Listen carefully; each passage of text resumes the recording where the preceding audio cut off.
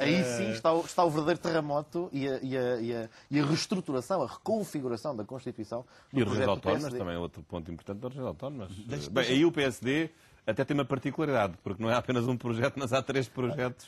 Porque há o projeto do PSD oficial ou nacional e depois há 2 projetos, um do PSD Açores, outro do PSD Madeira, que curiosamente têm soluções diferentes em matéria, por exemplo, de quem é que deve ser o representante ou chefiar protocolarmente a região autónoma. No caso do PSD Açores, propõe-se a criação de um presidente da região autónoma, eleito por sufrágio direto universal dos açorianos, enquanto no caso da Madeira propõe-se não esse órgão, eliminar o representante da República, que no caso dos Açores seria substituído pelo presidente da região, e deferir essa competência em parte ao presidente da Assembleia Legislativa.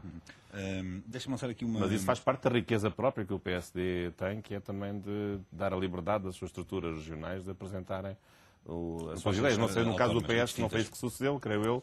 Que há um projeto unitário, não há liberdade de... Não, o PS sempre foi um partido que se pauta pela liberdade, mas de facto, neste momento, há um consenso grande em torno do projeto. E, aliás, metodologicamente, devo dizer, o processo de revisão constitucional do PS assentou em que se nomeou uma comissão, que fez o seu trabalho, que auscultou o grupo parlamentar com o devido tempo, portanto, houve uma reunião do grupo parlamentar em que se apresentou o esboço inicial, depois disso houve trabalhos e foram aceitos contributos dos membros do grupo parlamentar, houve a auscultação com as estruturas regionais, depois uma reunião final da Comissão Política Nacional conjunta com o grupo parlamentar, em que, efetivamente, todas as observações, todas as ressalvas foram tidas em conta. E, portanto, dessa perspectiva, o projeto do PSD foi um bocadinho mais acidentado. Enfim, não falaremos nessa matéria. Não falaremos dessa matéria, mas, enfim... Falamos só do presente e do futuro. Pronto, mas este passado, este código genético deste projeto mostra, não longe disso, um cercear de liberdade, mas um consenso no sentido de dar estabilidade ao texto da Constituição, e todo o Partido Socialista contribuiu, e mesmo, enfim, as matérias que dizem respeito às regiões autónomas refletem um equilíbrio muito claro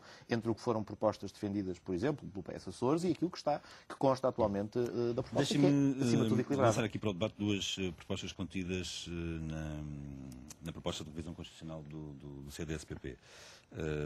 Que tem algumas ideias interessantes. Um limite à carga fiscal sobre o PIB de 35%, não é? De modo a evitar progressivamente a carga fiscal e contributiva, e depois obrigar que o endividamento tenha eu diria consentimento parlamentar. De todos os projetos, é claramente o projeto mais ideológico, ou mais contra-ideológico de todos os projetos apresentados. Enfim, talvez um pouco isso também suceda com o do PCP e com o do PEV, mas há marcadamente aqui uma intenção de retirar certa ideologia esquerdista marxizante da Constituição, enfim, feito de um modo, a meu ver, talvez excessivo. Em relação a essa ideia de limitar a 35% a carga fiscal, permitindo, no entanto, que se ultrapasse esse limite com a maioria de 2/3 da Assembleia, é uma ideia que eu acho que é interessante, até porque no âmbito do PSD houve uma discussão ampla sobre isso, embora depois se tivesse chegado a uma conclusão de não incluir essa norma, porque isso poderia provocar uma certa rigidez. Mas a norma tem, apesar de tudo, alguma importância, que é a seguinte, é de retirar à conjuntura política uma opção sobre a fiscalidade que deve ficar, digamos, acantonada no âmbito dos direitos das pessoas e não permitir nunca impostos confiscatórios. E quando margem de liberdade para evitar eleitoralismos fiscais e coisas desse género. E, portanto, ao fixar-se um limite destes, admito que talvez este seja demasiado baixo, isso tem por trás uma boa ideia, que é a ideia de que os governos não podem manipular os impostos para fazer eleitoralismo e que os impostos que existem correspondem a direitos das pessoas, não podem ser excessivos, conforme as circunstâncias da economia, conforme também as circunstâncias da sociedade. Mas também é o reverso da medalha.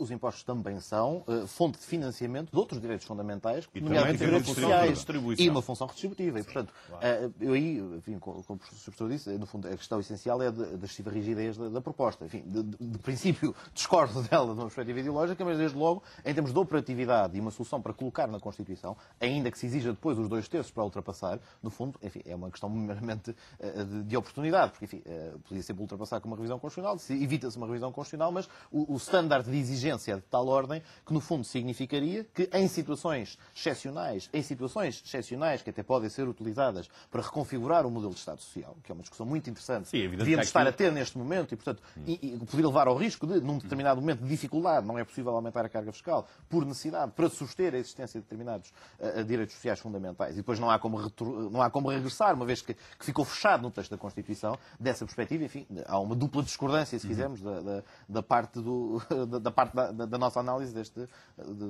texto. Depois o CDS também propõe a eliminação do preâmbulo da Constituição. Talvez não fosse necessário ir tão longe. Há lá uma frasinha, a frasinha que lá está é que é mais complicada, dizer que nós vamos a caminho de uma sociedade socialista, ou vamos abrir caminho a uma sociedade socialista.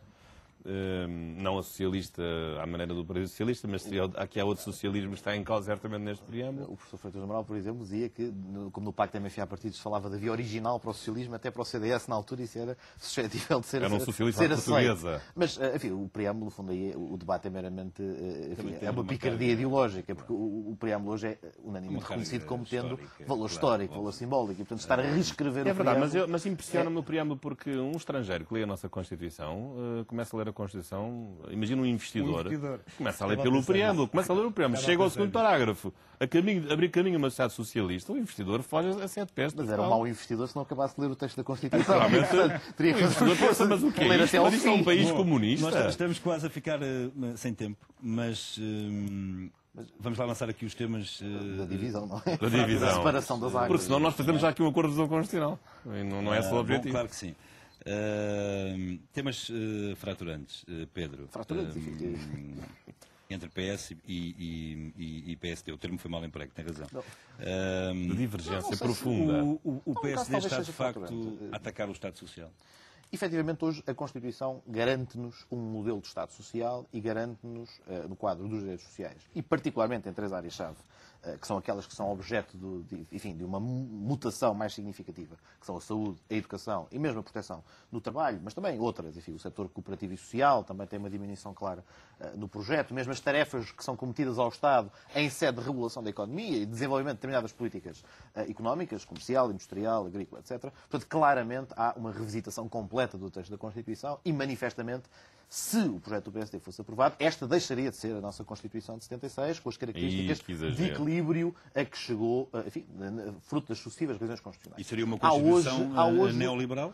Seria uma Constituição que caminharia ou abriria a porta completamente ao abandono de um modelo que temos hoje de equilíbrio entre mercado e proteção social e claramente optaria por uma visão neoliberal do texto constitucional. E, efetivamente, nós temos hoje um consenso constitucional muito alargado. Os portugueses, no geral, revêem-se no texto da Constituição. Identificam-se com a Constituição e, mais do que isso, identificam-se diretamente com aqueles direitos fundamentais que são defendidos na Constituição e que se traduzem em escolaridade gratuita, obrigatória e universal até ao básico, neste momento, que o PS propõe alargar até ao secundário, porque é possível, de facto, reforçar as garantias que estão na Constituição. Um Sistema Nacional de Saúde universal que não esteja apenas vocacionado para aqueles que não têm capacidade e, portanto, que esteja, efetivamente, que tenha esse caráter geral e aberto e que também significa que não vai ser subfinanciado pela saída daqueles que seriam encaminhados para o setor privado e, seguramente, na área da proteção laboral também, enfim, a solução final que o PSD encontrou, enfim, foi um assunto muito discutido, mas a solução final até é quase... Está de acordo com a Carta de Direitos Fundamentais da União Europeia. Carta essa que depois remete para a legislação dos Estados-membros, portanto, no fundo, criou ali uma pescadinha de rabo na boca. Não venha a dizer que os países da União Europeia não são países democráticos e não protegem os trabalhadores. Claro, mas o que a Carta diz é que também não fazem uma uniformização, porque também os níveis de proteção são muito diferentes e a Carta, precisamente para esse consenso remete para os Estados-membros e, portanto, nós estamos... É um jogo ping-pong em que se remete para a Carta e depois da Carta remete-se de volta para o texto da Constituição. E, de facto, há aqui, enfim, também falar de um ataque é duro, mas é isso que aqui ocorre. Portanto, se verificarmos as normas finais, até revogatórias de várias das garantias fundamentais que caracterizam o Estado Social, o PSD abdica delas.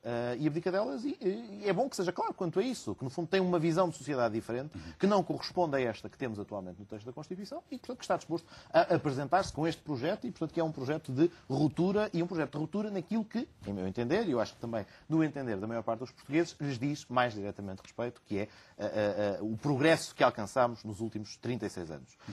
Por vezes, enfim, houve uma entrevista do líder do PSD que comparava os níveis de carga fiscal em 1973, comparava também o peso do Estado na economia em 1973 e atualmente, e via que o crescimento é exponencial. Pode ser verdade, mas o que é facto é que não só em 73 tínhamos uma carga fiscal que estava a níveis completamente distintos do que já acontecia no resto da Europa, como também, ao nível dos principais indicadores sociais, escolaridade, alfabetização, mortalidade infantil, temos um caminho, desde que esta Constituição foi aprovada e desde que estes direitos fundamentais foram garantidos, que, efetivamente, permitiu ao país dar um salto em frente. E queremos continuar a dar esses passos em frente e manter o Estado Social. Se é possível manter esse tipo de... Bem, mas aquilo que tem sido dito pelo Partido Socialista e que vejo que agora está a ser neste momento repetido, não é nada de novo, mas isso não corresponde àquilo que está no projeto de revisão constitucional do PSD. É uma interpretação abusiva e falsa, porque não pretendemos eliminar o Estado Social.